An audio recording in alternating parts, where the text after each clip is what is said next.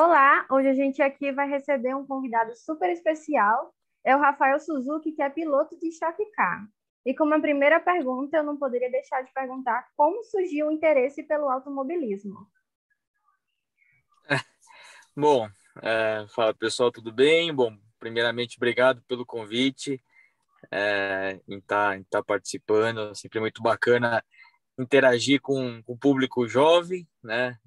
Eu até falei, quando vocês mandaram mensagem, eu passei para minha assessora, a Bia, falei, Bia, confere aí, vamos ver se a gente consegue fazer acontecer. Então, muito bacana estar falando aqui com vocês. Interesse com o automobilismo, eu acho que é uma história meio parecida de todo mundo, né? Apesar de muita gente ter pai que gostava ou mãe, enfim, né? Isso aí, no meu caso, não foi bem assim.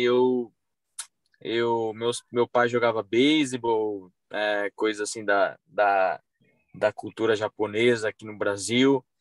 E aí, mas eu gostava de corrida desde sempre. Eu peguei um pouco da época do Senna, né?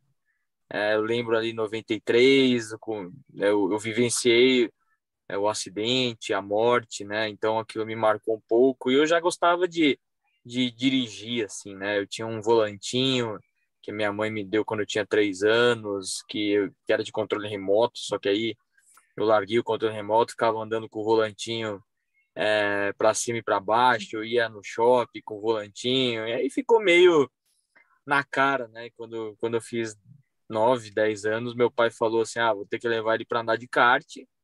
E aí daí eu não parei, né? Dos 10 anos até hoje eu tenho 34, não parei em nenhum momento, né? Então, claro que eu sou um privilegiado de poder estar fazendo o que eu faço desde os 10 anos de idade. As coisas aconteceram bem para mim, eu tive muitas oportunidades também, tive dificuldades, claro, como qualquer profissão, mas estou aqui. Então, esse interesse foi algo natural quando criança e, e hoje, até hoje, já tô. Quando eu falo assim, que eu tenho 24 anos de automobilismo, 23 ou 24, as pessoas falam, acho que eu tenho mais anos, né? Mais idade, claro, porque qualquer carreira que você tem 24 anos de carreira é bastante. Então, estou nesses 24 anos ininterruptos, né? Então, o interesse surgiu de forma bem natural mesmo. A gente queria mais uma vez aqui agradecer que você aceitou conversar com a gente. E tem uma pergunta muito interessante que é, assim, a gente sabe que você já correu na Fórmula 3, fora do país e aqui também no Brasil. E a gente queria perguntar para você, qual é essa diferença assim que você mais sentiu nas competições de fora do país e as nacionais? Olha, é que eu não corri muito de Fórmula no Brasil, né? Na minha época tinha um pouco da extinta Fórmula 3 sul-americana, que fez muito sucesso. Depois eu fiz muita carreira no exterior, fiz kart na Europa, fiz Fórmula 3 no exterior, fiz tudo isso. E, assim, a diferença eu acho que tem mais competições, obviamente, no exterior, né? O nível é muito alto, principalmente nas categorias de base, né? Nas categorias de base do caminho para a Fórmula 1. E é um nível que você aprende demais, né? Você se forma muito como piloto. Eu corri com pilotos assim que hoje estão em categorias muito tops, corri com o Bottas, por exemplo, e você vê que o nível é a nata da nata, né? Principalmente na Europa, nas categorias de Fórmula. Mas ao mesmo tempo que a Stock Car hoje tem um dos grids mais fortes do mundo, né? Não é uma categoria base, né? Claro, uma categoria já auge, mas que reúne aí a provavelmente os melhores pilotos do Brasil nos últimos 10, 20 anos, né? Então, é um nível muito alto que eu acho que poucas categorias, nem sei se há uma outra categoria com nível tão competitivo. Então, eu acho que quando a gente fala em a diferença é mais essa, né? O automobilismo de Brasil no Brasil ainda está se recuperando, né, de um período difícil, e isso que o exterior tem mais, né? E para mim, assim, existe uma diferença de cultura, de trabalho, né? Eu corri no Japão 2 anos, então existe uma diferença de metodologia, de horário de reunião, formato de reunião, como se faz um feedback, como se analisa algumas coisas tecnicamente, diferenças culturais, né? Que tem em todos os ambientes. E comigo tive um pouco desse choque, mas que hoje eu vejo que serviu muito como aprendizado para minha formação como um piloto, um profissional, né? Mais completo. Você falou sobre a Fórmula 3 sul-americana, né, que você correu aqui no Brasil, e ultimamente tem sido falado muito sobre a questão desses campeonatos de base aqui no Brasil, como, por exemplo, no próximo ano a gente vai ter a Fórmula 4. Então, eu gostaria de saber para você qual a importância e se é importante a gente ter uma F3 ou uma F4 ou esses tipos de campeonatos de base de Fórmula ou qualquer outro, como aqui no Brasil. Sem dúvida, a gente precisa, né? Porque a gente está sem brasileiros na Fórmula 1. Isso não é uma coisa boa. É claro que os últimos anos vem provando que o brasileiro gosta de Fórmula 1 e não só de torcer pelo brasileiro, né? Mas ao mesmo tempo que para se formar novos pilotos, eu acho que as categorias de Fórmula elas são muito importantes. Se o piloto depois vai correr de Fórmula 1, vai correr de Fórmula Indy, se vai correr de Stock Car, se vai correr um Mundial de Endurance, se vai correr de GT, isso é o de menos, né? Mas o Fórmula, ele aprende muita técnica, né? É um carro extremamente exigente fisicamente, né? E o que faz os pilotos se tornarem atletas muito cedo. Então, eu acho que faz falta, sim, independente de novo, dessa responsabilidade se vai chegar numa Fórmula 1 ou não, mas eu acredito que isso tenha que acontecer para que a gente tenha uma chance de ter um brasileiro na Fórmula 1 e mais brasileiros aí mundo afora, ou mesmo manter esse nível que a Stock Car tem hoje em dia, né? Porque a boa parte do grid, se não for a maioria, eu acredito, que está na Stock Car não fez a base no automobilismo brasileiro, né? Então, grande parte fez automobilismo internacional e depois veio para o Brasil, porque a Stock Car é uma categoria profissional muito boa. Mas, então, eu acho que tem que ter esse caminho tanto pro jovem que quer chegar na Stock Car, mas quer fazer a sua base sem sair do Brasil, como aquele que quer chegar na Fórmula 1. Então, eu acho super importante. Torço para que a Fórmula 4, que vai lançar no que vem, ela alavanque, né? Que ela seja uma grande referência. Porque, assim, eu não sou egoísta em dizer que eu quero só o melhor para mim. Eu sou muito preocupado em dizer o que é melhor. É o que eu acho, né? Claro, quem sou eu para dizer o que é melhor, mas assim, que eu torço para que o automobilismo brasileiro cresça cada vez mais em todos os sentidos, tanto na base quanto nas categorias, desde o kart até a elite. Você falou a respeito de não termos mais um piloto brasileiro dentro da Fórmula 1, e a gente sabe que Stock Car é uma categoria altíssima aqui no Brasil, né? Ainda hoje, você pensa a respeito da Fórmula 1? Não. Eu sou velho, né? A mim não, não tem não existe essa possibilidade. Existiu, talvez, eu tenho 34, quando eu tinha 18, 19 anos, esse caminho, né? Mas hoje, para você entrar na Fórmula 1, você precisa estar muito jovem nas categorias de base, você precisa ter um programa de pilotos com você, seja uma Red Bull, seja uma Renault, seja uma Ferrari, Mercedes, McLaren, ou você tem que ser um filho dos donos, não, filho das pessoas mais ricas do mundo, né? Que é o caso do Stroll, por exemplo, né? Claro que ele tem mérito de Sim. estar lá tecnicamente, mas obviamente é conhecido de todo mundo que o fator financeiro contribuiu para que ele pudesse comprar, o pai dele comprar uma equipe de Fórmula 1 e tudo mais. Então, não existe essa possibilidade. Meu foco é Stock Car. E hoje, para estar na Fórmula 1, você tem que ter 18 anos, na Fórmula 2, talvez 19.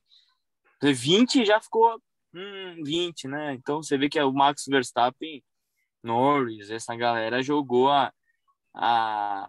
não é nem o sarrafo para cima, é para baixo, né? Porque você tem que chegar mais pronto, mais cedo. Então, hoje eu acho que ninguém na Stock Car tem essa possibilidade. Ninguém, assim, zero. Isso é totalmente impossível de acontecer. Falando assim, particularmente, apesar de eu conhecer Fórmula 1 há muito tempo, eu acho que o Stock Car foi a primeira categoria assim, de automobilismo que eu consegui acompanhar e reconheci. Então, eu gostaria de saber como foi que você recebeu o convite para chegar a Stock Car. Assim, eu corria fora, né? Eu corria de Fórmula 3, aí eu corria de GT na Europa. E assim, não foi bem um convite, né? Foi um olhar para a Stock Car que eu tive, porque ela estava cada vez mais profissional. Que assim, nós, né, além de pilotos, é o nosso trabalho, né? Nós precisamos viver disso, né? Eu não tenho outra profissão, né? Meus pais são dentistas, eu não sou dentista nas horas vagas, né? Por exemplo. Então, eu tenho uma empresa de marketing esportivo, mas assim, o meu ganha-pão, ele é a Stock Car. E eu decidi vir porque tinha muitos pilotos já com uma carreira consolidada, e eu falei, poxa, eu quero uma fatia desse bolo aí também.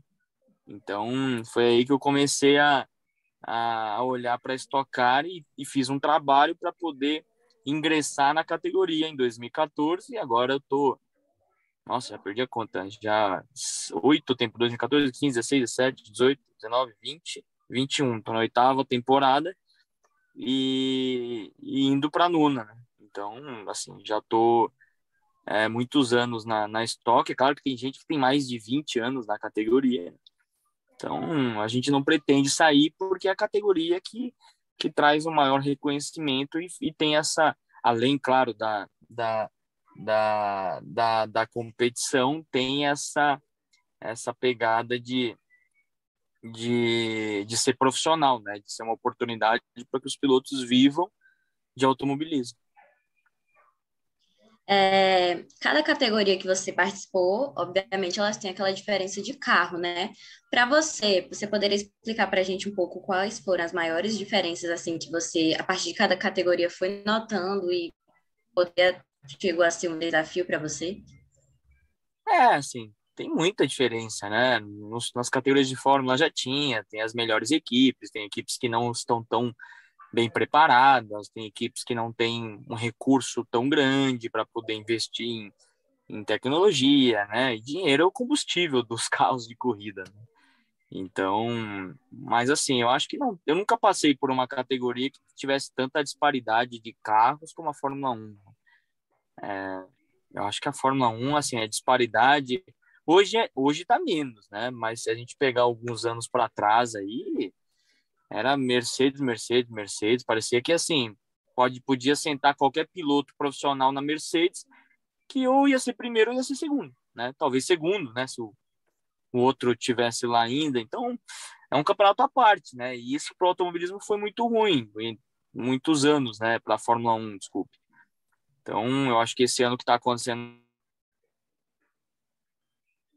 né, de ter dois pilotos em equipes diferentes disputando o título, e isso é muito bom para o campeonato, mas ainda tem uma disparidade, né? Você vê que não vai ter uma Ferrari brigando com a Red Bull, com a Mercedes, não vai ter uma um Alfa Romeo, uma Haas, né? Então, eu acho que eu nunca passei por uma categoria com tanta disparidade. É claro que não existe milagre, né? Quando o carro não é bom, o piloto não resolve. Já tive as minhas dificuldades, já tive invejinha de não estar naquele carro. Normal, né? Na Stock é tudo um pouco menor. É claro que existem equipes mais tradicionais. No caso, a Full Time, que é a equipe que eu corro, é uma das melhores equipes historicamente, em número de vitórias, em número, né, os pilotos e tudo mais. Então, estou feliz onde eu estou. Eu acho que eu estou numa equipe de ponta e espero ficar muitos anos nela. Você falou sobre a sua equipe, dentro da Stock Car você faz parte da equipe full time, né? que, apesar de um piloto correr em equipe, ele corre com coletivamente, apesar de ser um esporte, digamos que individualista, mas é também um esporte coletivo, porque você trabalha com a equipe, apesar dos seus resultados individuais. E você trabalha Uhum. também com seus companheiros como o Tony Canaan, o Rubinho Barrichello e o Matias Rossi. Então, como é a sua relação com os outros pilotos dentro da sua equipe? Eu acho que a relação ela é bem profissional, né? Um relacionamento de ética. Claro que a gente não, né? Não, como é que eu posso dizer? Quando a corrida começa, cada um está defendendo o seu, né? O seu interesse, né? Ninguém não vai chegar 4 pilotos em primeiro, né? Normal. Então, vai ter uma disputa? Pode acontecer. Vai ter ali algo mais é, disputado, mais quente? Pode acontecer. Mas fora da pista, eu sou um cara que procura trabalhar com todo mundo, né? Até porque na Stock a gente tem 32 carros, então, assim, o objetivo é que os carros da equipe sejam, não são 4 carros, 4 pilotos, que sejam primeiro, segundo, terceiro e quarto. Não adianta nada eu ser o primeiro piloto de uma equipe que está em 26º, 27º, 28º, 29º, por exemplo. Então, tem essa troca de informações, tem essa troca de informações, de dados, de telemetria, né? Então, a gente faz esse trabalho extra-pista, todo mundo conversa com todo mundo procura se ajudar, mas quando começa a corrida aí não tem, né? Não tem nenhum acordo entre pilotos, que na minha equipe pelo menos não tem, onde um tem que ajudar o outro, né? Então, pode acontecer? Pode, mas aí é uma situação de momento, né? De estratégia e tudo mais. Mas assim, a gente já né? Nós 4, nós somos bem experientes. Eu sou até o mais novo dos 4 pilotos atuais da Full Time. Então, assim, a gente já passou por muita coisa, né? A gente sabe lidar esse extra-pista de maneira bem profissional. A Stock Car, ela é uma categoria que corre em várias pistas do Brasil, como a de Curitiba, Goiânia, mas eu acredito que uma das mais especiais, pelo menos na minha opinião, é Interlagos. Então, eu gostaria de saber como é correr em Interlagos, qual é a sensação, assim, de correr lá. Assim, Interlagos eu não me acostumo até hoje, né? Assim, eu que fui assistir corrida de Fórmula 1 muitos anos com meu pai, fiquei na arquibancada, né? E hoje eu tô do lado de dentro da cerca, né? Talvez. Então, claro que assim, a gente acostuma no sentido técnico da história, mas toda vez que a gente vai correr lá é especial, né? Todo piloto quer ganhar uma corrida em Interlagos, né? Esse ano eu tive o privilégio de acontecer comigo a primeira vez numa categoria que foi na Porsche, né? Eu ainda não ganhei corrida de Stock Car em Interlagos, ganhei em Curitiba, ganhei em Londrina, mas quem sabe, né? Esse ano a última corrida é lá, tomara que aconteça. E com certeza o pôster preferido vai ser uma vitória em Interlagos, né? Tem muita história naquele lugar, tem muita tradição. Então, assim, não tem como você achar que a Torre Eiffel é só uma torre, né? Então, assim, não é só uma Verdade. antena, né? Interlagos não é só uma pista, né? Então, é um lugar diferenciado, com muita tradição. Então, você não quer tirar fotos na frente de qualquer antena, você quer tirar foto na frente da Torre Eiffel. Então, é a mesma coisa. Você quer ganhar uma corrida em Interlagos. Então, é assim que eu penso. É claro que a gente não foca nisso, né? Preciso ganhar uma corrida em Interlagos. Não, nós precisamos ganhar todas as corridas. Nós precisamos tentar ganhar todas. Se vai ser em Curitiba. Se você perguntar para mim, você prefere ganhar 5 corridas em Curitiba ou uma em Interlagos, eu vou dizer 5 em Curitiba, né? Claro que são 5 corridas. Então, mas assim, ou se é uma corrida em Curitiba, ou se é uma. Claro que Curitiba também é um autódromo legal e tudo mais. Assim, tô dizendo que eu ganhei, né? Foi uma sensação muito boa. Mas, assim, se tem um autódromo que está com mais história que os outros, sem dúvida, né? Seria hipocrisia se eu disser que Interlagos não é especial. Estaremos na torcida para essa última etapa do campeonato. Já que a gente está conversando na semana do GP de São Paulo, eu gostaria de saber quais são as características da pista de Interlagos. Interlagos é uma pista raiz, né? A gente brinca, né? É uma pista que ela é velha guarda, né? Old school, enfim. uma pista que favorece muito as ultrapassagens, né? Principalmente ali na freada da reta principal, no S do C, né? Ainda mais com os carros de Fórmula 1 que tem o DRS, tem a asa móvel. É uma pista que, assim, ela é curta, né? Comparado com os outros autódromos da Fórmula 1, mas é uma pista difícil, porque é uma pista super técnica, é uma pista que vai no circuito, vai no sentido anti-horário. Para os pilotos de Fórmula 1 isso faz uma diferença por causa do pescoço, que eles estão mais acostumados a virarem para o outro lado. É uma pista que o desgaste físico é grande, né, por causa disso. E é uma pista, assim, mais estreita que o normal, né, nos outros autódromos da Fórmula 1. Então, e que tem vários ingredientes, né? Tem freadas fortes, tem curvas de alta como Laranjinha, tem curvas bem devagar, mais lentas como Bico de Pato. Então, para nós, né, não é fácil encaixar uma volta perfeita em Interlagos. Você falar assim, eu fiz todas as curvas perfeitas, né? Sempre tem alguma coisa que você fala, putz, podia ter ficado um pouquinho mais, podia ter acelerado antes, podia ter sido um pouco mais rápido.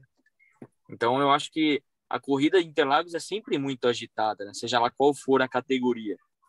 E eu espero que a Fórmula 1 não vá ser diferente, né? Então, eu vou estar lá porque eu vou estar trabalhando na Porsche Cup, que eu faço o coach lá nessa corrida, com o piloto que está liderando o campeonato, que é o Lucas Salles.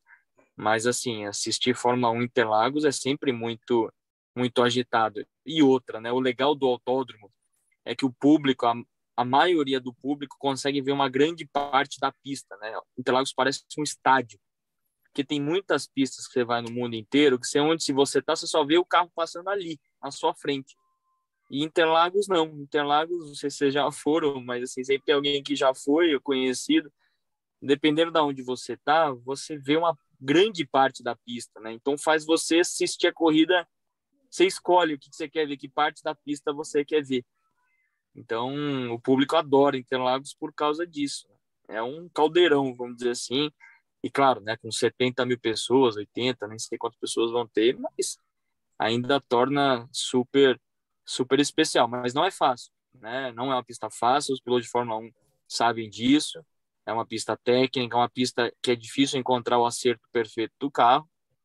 E assim, vamos ver, né, quem que vai poder se dar melhor. E tem o fator clima, né, que Interlagos sempre chove, sempre chove. Sempre acontece alguma coisa. Se chove em São Paulo, chove primeiro em Interlagos, né? Por causa lá da represa, como diz o Galvão.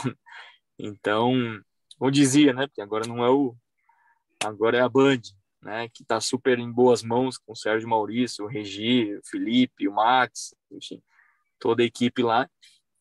Mas assim, é um lugar que chove muito, né? Então, corrida com chuva, chover um pouquinho já é o suficiente para causar aquele alvoroço.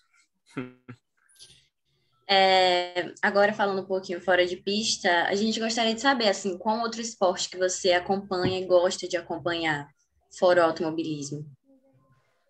Deixa eu pensar. Eu gosto de tênis, gosto de futebol, né? Assim, eu gosto bastante. Eu gosto de esportes em geral, né? Claro que o tênis é um esporte que eu gosto bastante, que eu pratico, que eu gosto sei lá, do Federer, do Guga, do Nadal, enfim. Então, eu gosto bastante. Futebol, assim, né? Desde criança, claro, também curto. Torço pro meu time, que é o São Paulo, que tá numa fase muito ruim, mas ultimamente, mas a gente no time de futebol você não troca, né? Porque tá ganhando ou perdendo. Então, são esses dois esportes que eu mais gosto, mas assim, eu sou um cara que, quando tem Olimpíada, eu assisto tudo, sabe? Eu fico ali acompanhando. Então, eu curto muito, assim, assistir competições, né? Competições ao vivo e tudo mais. Aí vou abrir um pouquinho, tá quente. Tá certo. E assim, uma pergunta clichê, mas que a gente gostaria de saber, que é qual um piloto que você gostaria de correr lado a lado, se tivesse a oportunidade? Ah, é difícil, né? Tem tantos até, né? Dizer um só é até complicado, né? Ah, talvez o Ayrton, né? Ter vivenciado um pouco. disso, mas assim, nunca parei e fiz esse exercício, sabe? Mas tem muita gente, assim, eu, claro, se perguntar para mim o que você gostaria de estar correndo, gostaria de estar correndo Fórmula 1, né? Contra o Hamilton, contra o Verstappen, contra o blá blá blá, né? Mas assim, eu sou muito feliz onde eu corro, né? Contra muitos pilotos bons também e consagrados, né? Espero cada vez mais construir a minha carreira. Então, assim, é pergunta clichê e resposta clichê, né? Não tem muito assim, um nome. Agora a gente vai para a última pergunta. Antes de mais nada, a gente só quer realmente agradecer por ter topado. A gente iniciou agora esse projeto que é o Paddock Podcast.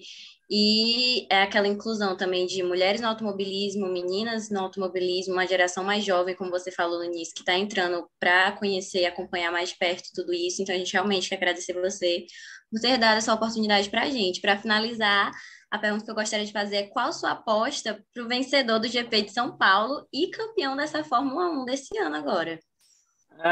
Tava demorando, né? Para falar de Fórmula 1, assim, eu acho que, que a Mercedes vai dar um trabalho em Interlagos. Eu acho que o Hamilton tem boas chances, é uma pista que talvez ajude um pouco a Mercedes, né? Por uma questão das retas, das subidas e tudo mais. Mas o Verstappen está muito bem, né? Mostrou muita força agora no México. Sim, é claro que talvez se você me perguntasse há duas corridas anteriores, das duas corridas atrás, eu poderia dizer Hamilton. Agora o Verstappen já está quase 20 na frente, né? E 20 pontos é quase um gap, uma corrida de gap, né? Se o Verstappen ganha Interlagos, ele já pode ser campeão faltando uma de antecedência, né? Então, eu acho que o fato de ele já estar 20 pontos na frente, eu acho que vai dar Verstappen, pela estatística, né? Mas, assim, eu Certo. gostaria de ver o circo pegar fogo até a última curva de Abu Dhabi. Eu acho que todo mundo quer, né? Independente da torcida, ninguém quer ver o campeão antes da hora. Acho que seria até um anticlímax. Então, assim, eu vou torcer para o Hamilton dar um trabalhinho a ponto que chegue lá no fim e os dois possam decidir. Mas eu acho que 20 pontos é bastante já de vantagem, né? São 19, e se o Verstappen ganha no Brasil, em São Paulo, e o Hamilton chega em segundo, já passa a ser 26 pontos. E 26 pontos já tem uma corrida de folga. E uma corrida de folga aí faltando 3 é muita vantagem. Aí é muita vantagem. Então eu acho que vai dar Verstappen. Novamente, eu Certo. Obrigado, viu, gostaria, Rafael? novamente, eu gostaria de agradecer a você pela disponibilidade, por ter aceitado. E foi muito gratificante conversar aqui com você. E eu acho que o meu agradecimento é isso. Não, imagina, gente.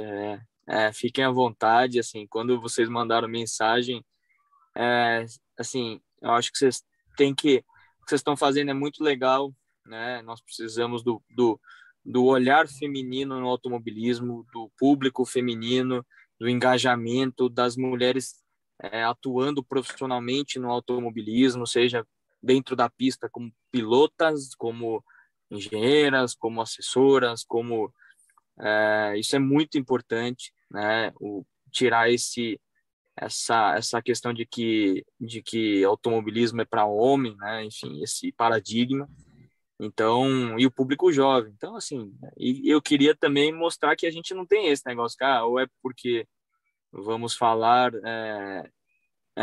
com o público mais jovem ou não, com vocês que estão aí iniciando um projeto super bacana. Então, acho que vocês deviam continuar mesmo procurando pessoal, mandando mensagem, e podem contar comigo aí que, sem dúvida, quanto mais gente como vocês estiverem trazendo informação de qualidade pro fanático, pro fã de automobilismo, ou, né, transformar essas pessoas em fãs, para a gente é o que mais vale.